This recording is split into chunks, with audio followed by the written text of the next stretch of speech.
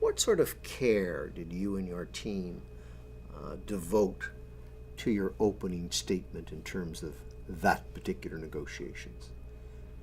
Was it an important aspect of the process going forward in terms of the opening statement? And was the closing statement important?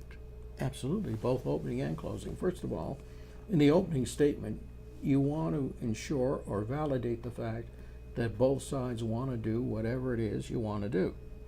And you want to show that you have a high level of proprietary interest in getting it done. And you want to verify that from the other side. Once you verify that, you're really moving forward in an amicable fashion. When you get to the end of the negotiation, you want to validate that you're there. You may assume you're there, but maybe the other side doesn't. So at some point, you may make a statement as simple as, I believe we have a deal. Do we? And the other side will confirm or deny. But you need to validate that. So in the opening statement, you would take care to express that both parties are interested. Right. Both parties have the authority. Right. There are issues. Let's get at the issues. Right, exactly. You're going to move forward, as I said, in an amicable fashion if you do that up front. Would you, at that time, would you say, and we have an agenda before us that we've agreed to? Yes. You'd confirm with the agenda? Absolutely, absolutely, absolutely. Now, on the closing statement, have you ever found incidents where you've assumed that you've had an agreement and the other party says, no, we're not there yet? Yes. Yes, absolutely. I had a case in point where there was an acquisition of a competitor. There was a land deal. There was an acquisition of the business, and what happened was the business side was concluded, but the land deal wasn't. They weren't happy with the land deal, and they were hedging and hedging and hedging. We thought we had a deal, and they said, no, we do on the business side, but this side still needs to be agreed upon. And we went back and did what we needed to do to get it concluded. You mentioned earlier, we talked about opening statements and we talked about closing statements. Listening skills. I want to come back to that. Your team took notes during the discussions, but how astute does one have to be a good negotiator? Do you really have to have good listening skills? Can you? You can't be a good negotiator without having good listening skills, because if the other side is bringing up any matter, it's something that's of concern to them. You have to make note of it, and you have to respond to them. And as I said earlier, we would take notes. We would then reconvene every morning.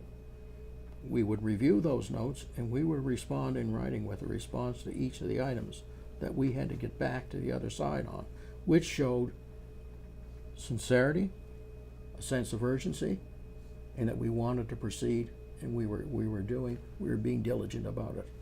And I think anybody that's professional would behave in the same manner. Place of negotiations. Any thoughts in terms of the most optimal place to carry on negotiations? If I wanted to get a franchise from you and your organization, or vice versa, what's the best place? Neutral territory, I say. Neutral territory. Not in either party's office, and I'll tell you why. One person may feel intimidated by coming to your location. The other factor with your location, there can be unwanted disruption. Somebody could knock on a door not realizing you're there, disrupts the meeting. So I've always been a great supporter of a neutral location, hotel, boardroom, somewhere neutral to both sides, where you're on even ground and where everybody's more relaxed. But if you wanted to have an advantage in negotiation, wouldn't you want to have the negotiations at your place of business? Yes and no, depending on the circumstances, because I have my team with me wherever I'm going to go. So if it's in a neutral territory, I would have the 5 or 6 people that I want attending that meeting there. At some point in the negotiation, it may make sense to have it in my place. In another set of circumstances, it might make sense to have it at a landlord's facility. In one case, we were negotiating on a deal, and the landlord said, look, I have an actual built to scale of the project in my office. Why don't we have the next meeting there so you can see it? We had the next meeting there because it made sense to do so. We wanted to see what it was because it was a multi-tenant large facility. We wanted to see how it was being built, how it was structured differently, what was unique about it, what were the characteristics. So they brought us in. They actually had their architect take us through the whole thing. As a negotiator, anything about your physical condition going into negotiations? Would you be... You have to be very well rested. You have to be mindful of the fact that the other side has issues that they want to table. You have to let them table them. You have to make note of them. You have to be astute enough and alert enough to do that, because if you miss anything... Why would you have to be... I think I know the answer, but why would you have to be physically well rested? Well, if you're not well rested, you're not going to be as well prepared, and you're not going to be as sharp and as alert as you should be. And you may not be as attentive as you should be. And if you're not attentive, you're going to miss a detail that you need to make note of and address. And the other thing is you could slip up if you're not sharp and perhaps say something you shouldn't say. And you have to be very, very careful not to offend the other side. Very, very careful not to do that. Michael, perhaps you could share with us any examples in your time as a negotiator as to whether you've come across impasses. You're sitting down with either a landlord or a franchisee, and there's just an impasse. Has that ever occurred, and what did you do? Yes, it's occurred on several occasions. There has been an impasse. And really what you look at the problem, and you look at how you can solve it as a win-win for both sides. So clearly you have to understand why there's an impasse, what created it. Is there something that was misunderstood along the way when you were negotiating? Is it something you can overcome? And if it is something you can overcome, what both sides have to do to get there. And you really have to discuss that and continue to monitor the situation. Do your due diligence in terms of getting back to the person and responding with an appropriate resolution of the matter. Yeah, that would be us, and it would also be the other side as well, communicating with one another. And as long as you have that communication going, you're probably going to resolve it. I've always said to people, in the secret to negotiations, is to keep on talking. The minute you stop talking, you're finished. You'll see negotiations where both sides stop talking. That to me is silly, because you can't resolve anything unless you're talking. And if you're talking, you're probably going to get there if you're listening and understanding what the issues are on the other side. So I would take it from what you just said then, in terms of an impasse, is that you'd want to maintain communications between both parties. Absolutely. Maybe a break. Yes. Respective caucuses. Right. But you may walk away from the table for a half a day or a day. Right, but you would conclude, what you would really say though, if you're walking away, you're not walking away with this being concluded. You're walking away with the fact that you're going to come back to them with an appropriate resolution that you feel could be workable, assuming their interest in continuing the negotiation and getting this done. You want to have that opportunity. So it's not just a matter of walking away, and I'm a believer in not walking away for long periods of time, but perhaps a day, maybe two, no longer than 2 days, before you respond to them with information, as much time as you need to do your homework and your due diligence to give them a proper response. And I would have a caucus meeting with the team and say, all right, what's the length of time we need to realistically get back to them with this? And then you go back to them and you say, look, we need 2 days, okay, or 3 days, whatever it might be. It wouldn't be anything any longer than that.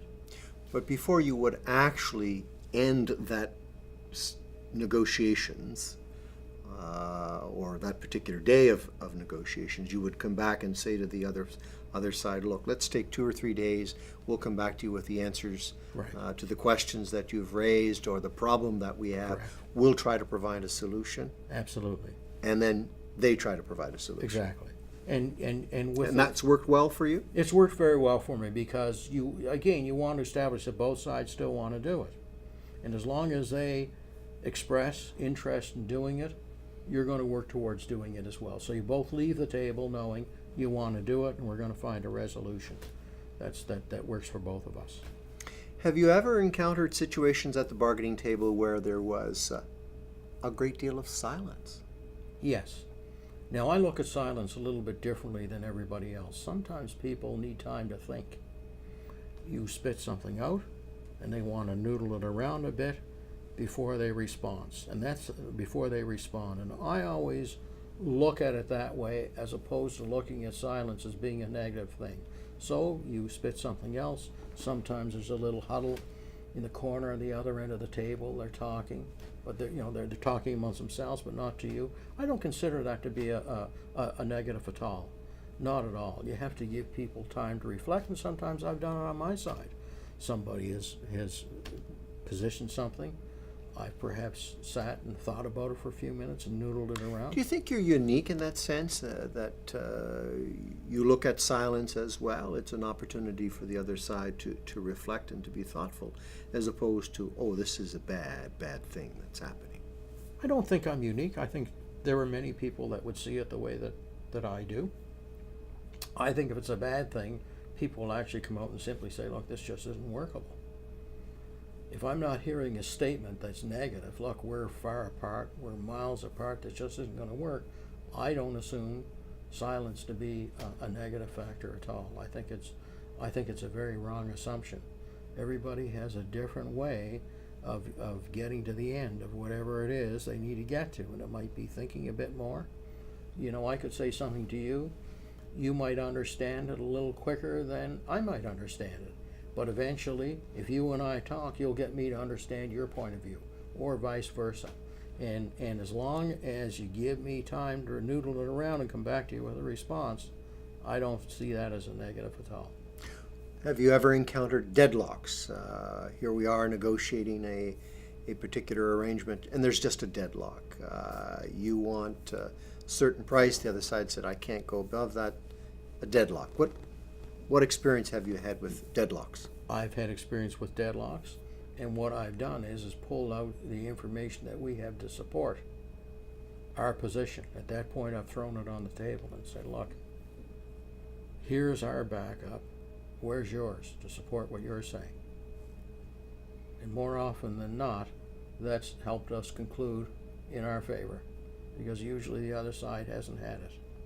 Have the roles ever been reversed, where they've had better information than you've had? Only in that first negotiation that happened in Windsor, Ontario. It's never happened to me since. I've made sure of it. That was a tremendous learning experience for me. I've never had it happen. If anything, I have too much information. I have information overload before I go in.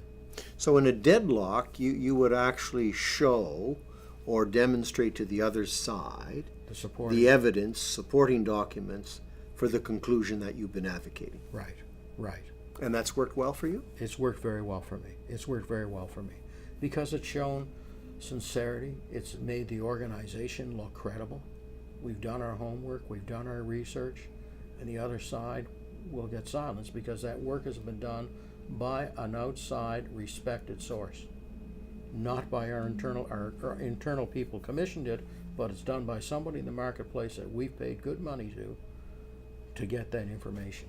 So it's a third party valuation that you're sharing. Exactly. How important is time and sense of urgency? We've been negotiating for several days. We've exchanged documents. We know all of the elements. And now it's Wednesday. Do you wait for 3 or 4 weeks before you have the actual signing of the document, or do you like to move with some dispatch? What's been your experience, and what's been to your advantage in terms of negotiating? I'm somebody that likes to get things done, and I express that throughout the process at the appropriate time. And I express that through having a sense of urgency, always getting back to the other side very, very quickly, more often than not within a 24-hour period. When it comes time to finalizing the deal and getting the documents there. I believe that has to be done quickly, efficiently, and you bird dog it. And what I've done in some cases is we've sat down with the legal team on both sides in a boardroom. We've hammered out what the issues might be with the documentation. I've had several caucus meetings with our legal counsel to get it done in that day to show good faith. Is there a danger if you don't move with dispatch? Yes, there is a great danger, because the other side may feel you're not sincere. You've come a long way, and they might start talking to somebody else, or they might dig their heels in and say, we've decided not to do it for whatever reason. And it comes down to credibility and, really, in my view, integrity. If you're well-intentioned about something, you have to keep it moving, and you have to show the other side. Let them be the ones dragging their heels, not you. Don't you cause a delay. If there's a delay, let it be on their side, not on your side. Well, thank you, Michael Claener, for joining us today and giving us your perspective as it relates to the negotiation process. And on behalf of the Ted Rogers School of Management, I want to express our appreciation and thanks to you for taking the time to be with us today. Thank you. Thank you, David. Appreciate it.